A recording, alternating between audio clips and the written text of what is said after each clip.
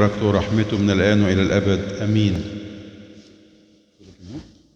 ممكن النهاردة زي ما سمعنا في السنكسار يوم 30 من شهر مصر، آخر يوم في السنة القبطية. في شهر صغير كده اسمه شهر النسي، يبقى 4 أيام أو 5 أيام حسب السنة الميلادية لو كانت بسيطة أو كبيسة. والنهاردة سمعنا قصة نياحة النبي العظيم ملاخي، وده أحد أنبياء العهد الأنبياء الصغار، وآخر أنبياء العهد القديم. آخر نبي في العهد القديم هو مين؟ ملاخي.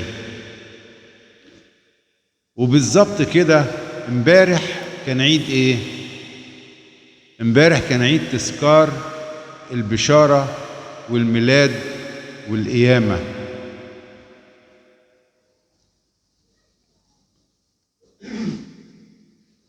والبشارة، عيد البشارة ده يوم 29 برمهات، لما الملاك بشر العذراء مريم بميلاد المسيح بالحبل وبميلاد المسيح. يعني قعدت حامل في المسيح 9 شهور، من يوم 29 برمهات لغاية يوم 29 كيهك اللي احنا بنحتفل فيه بعيد الميلاد المجيد. وعيد البشارة ده تملي بيقع فين؟ في الصوم الكبير.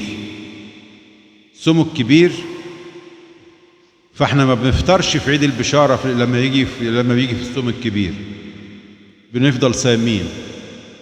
والكنيسة منعت ان احنا نحتفل بعيد البشارة اذا جه في عيد في يوم الجمعة العظيمة في اسبوع جمعة الآلام.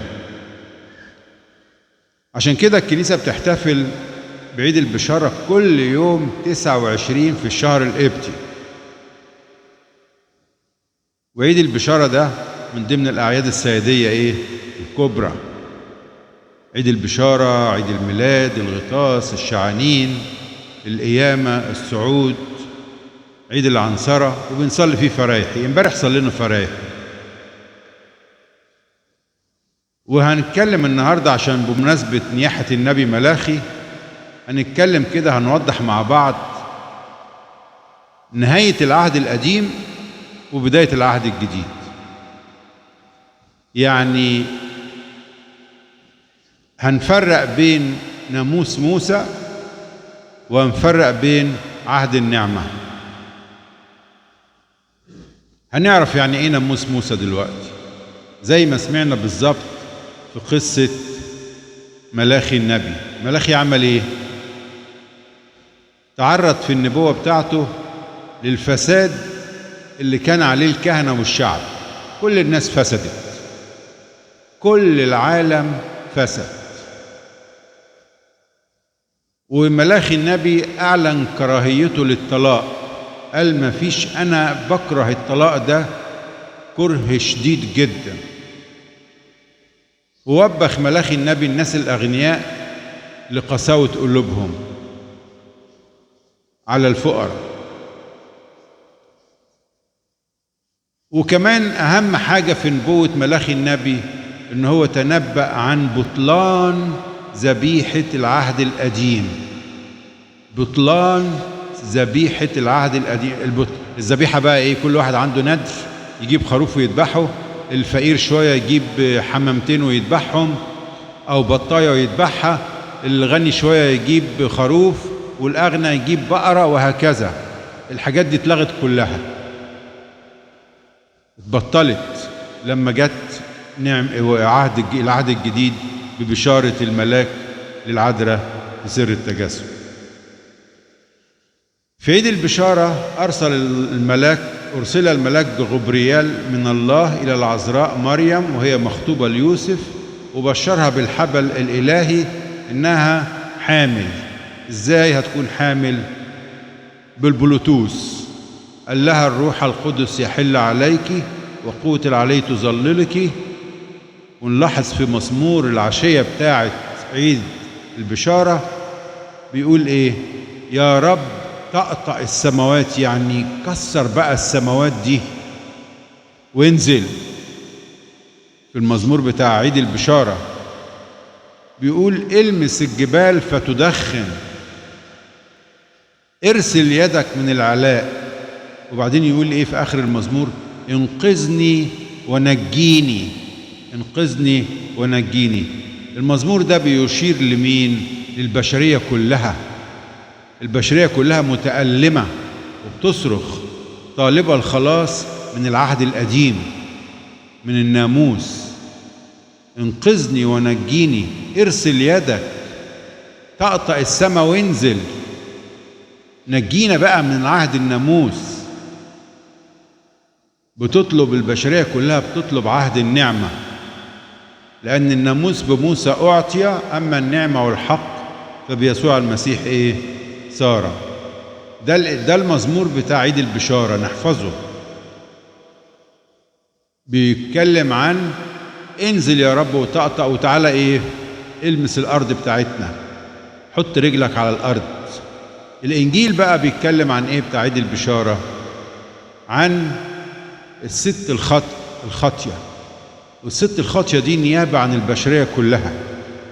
الست دي اللي دهنت قدمي المسيح بالطيب، وقال لها السيد المسيح ايمانك خلصك.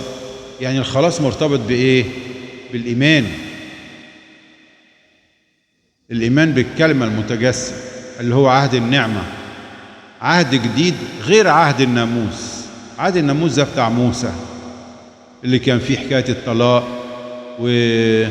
والزنا، اللي يزني كان يترجم، واللي يعمل غلطة كان ياخد عقاب على الأرض واضح قدام الناس. ده كان الناموس. لكن عهد النعمة بيقول داود النبي إيه؟ يا جميع الأمم صفقوا بأيديكم، اهتفوا لله بصوت الابتهاج والشكر. طب احنا ايه نشكر ليه؟ هو في ايه؟ بيقول لك ان المسيح المخلص جه وبين لنا الطريق للخلاص، عشان كده بنهتف ونبتهج ونسقف بأيدينا. سكة مفيش حد مشي فيها قبل كده، مشى فيها المسيح. مفيش حد مشي فيها في العهد القديم أيام ناموس إيه؟ ناموس موسى. لأن الناموس وضعه موسى الحكيم، وكان الناموس عشان يوبخ الناس، يوبخهم إن في حاجة اسمها خطية، لا ما تعملش حاجة اسمها خطية. وكان اللي يعمل خطية كان الناموس يدينه ويدين التعديات اللي هو بإيه بيعملها. ده الناموس ما كانش يقدر يبرر أي واحد. واحدة زنت لازم تتفضح قدام الناس كلها وتترجم قدام الناس كلها، ما يقدرش الناموس يبررها ولا يديها حل بإيه؟ إن هي بقت بره. قديس بولس الرسول بيقول بقى إيه؟ من خالف ناموس موسى فعلى فم شاهدين أو 3 شهود يموت بدون رأفة. ده الناموس. لكن ربنا في العهد القديم، في العهد الجديد عهد البشارة، قال ايه؟ قد أبطل لعنة الناموس. اللعنة اللي هي الحكم بتاع الناموس، اللي يعمل غلطة يتعاقب عليها. فاكرين الست اللي أمسكت في ذات الفعل؟ واحدة ست مسكوها وهي بتزني. الناموس بيقول ترجم، يعني يحطوها كده في حتة حفرة ويرموا عليها الحجارة لغاية لما تموت بلا رحمة. ايه الحكاية دي؟ كان السيد المسيح داخل الهيكل عشان يعلم الناس، فقابلوه شوية ناس كتبة وفريسيين، وبيقولوا له الست دي احنا مسكناها بتزني. وقالوا له ايه؟ قالوا له ناموس موسى بيقول ان الست دي تتراجم، انت بقى بتقول ايه؟ انت بتقول ايه؟ هتخالف بقى ناموس موسى ولا انت بتقول ايه؟ هما طبعا قالوا له كده عشان يجربوه ويشوفوا كده ايه غلطة يمسكوها عليه. طب انتوا يا ناس يا فريسيين، لما مسكتوا الست اللي زنت ما مسكتوش الراجل؟ مش الست دي زنت مع راجل؟ ليه مسكت الست بس؟ وليه جاي تفضح الست قدام الناس كلها؟ طب ما هي زنت، يعني في واحد راجل. ما سمعناش احنا الراجل ده جه وقف قدام المسيح، ما حدش اشتكى على الراجل، لأن الراجل ده كان فريسي. الراجل ده كان ايه؟ كان فريسي. راح فين؟ ما مسكوهوش، سابوه يفلت من العقاب.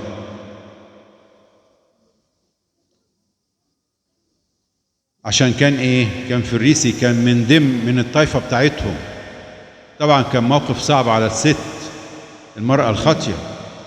وقفوها في النص علشان كل واحد من اللي رايح واللي جاي من الناس يبص عليها ويحكم عليها ان هي ايه؟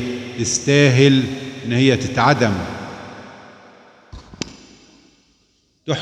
الناس تحكم عليها نظرات قاسية. ما الناس قلبها قاسي، مجرد ما تشوف واحدة غلطت يا ساتر على كلام الناس. سيد المسيح تجاهل كل الكلام ده.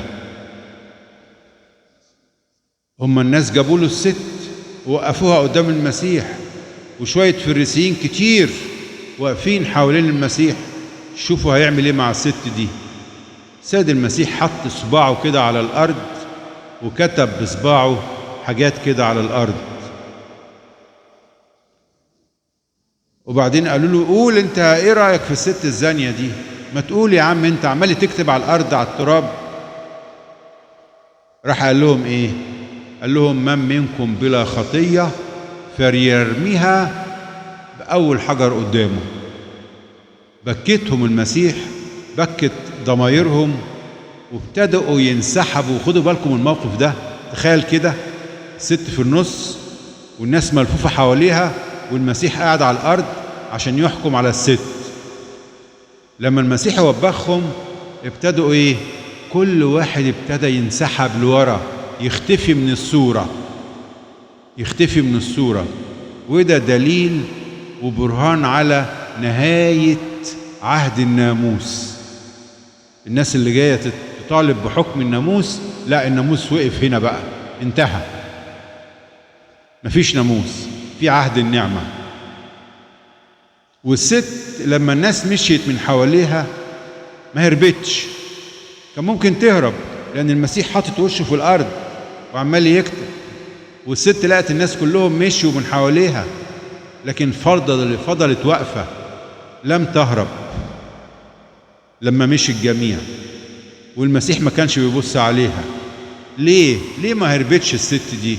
اطمأنت ان السيد المسيح هيحامي عنها. طمنت ان المسيح هيحامي عنها وهو هينقذها ويخلصها. والست كمان وهي واقفة ما حاولتش ان هي تبرأ نفسيها، ما قالتش ده مسكني بالعافية واغتصبني، ما اتكلمتش ولا كلمة. خرج الجميع من قدام المسيح وقدام الست، يعني انتهى ناموس موسى ولم يتبقى سوى مين؟ نعمة السيد المسيح، عهد النعمة والرحمة. والست دي المسيح قال لها ايه بقى؟ يا امرأة، فين الناس؟ فين الناموس اللي عايز يدينك؟ فين الناس اللي جايين علشان يشتكوا عليكي؟ أما دانك أحد؟ قالت له كلهم مشيوا. قال لها اللي هو الديان العادل بقى، قال لها ايه؟ ولا أنا أدينك، أنا مش جاي عشان أدين الناس المرة دي. قال لها امشي من قدامي ولا تعودي تخطئي. يعني المسيح ما سمح لهاش ان هي ترجع بقى للشغلانة دي تاني والغلط والخطيئة تاني، لا، ما سمح لهاش. قال لها امضي، اذهبي ولا تخطئي. المسيح عطاها قوة عشان تعيش بيها، حررها من الناموس. عشان كده عيد البشارة اللي احنا عيدنا بيه امبارح ده عيد فرح وخلاص لكل البشرية، لأن المسيح بطل مفعول وبطل فاعلية الناموس وورانا عهد النعمة، عهد الرحمة. ربنا يبارك حياتنا ويفرحنا دايما بعيد البشارة المجيد.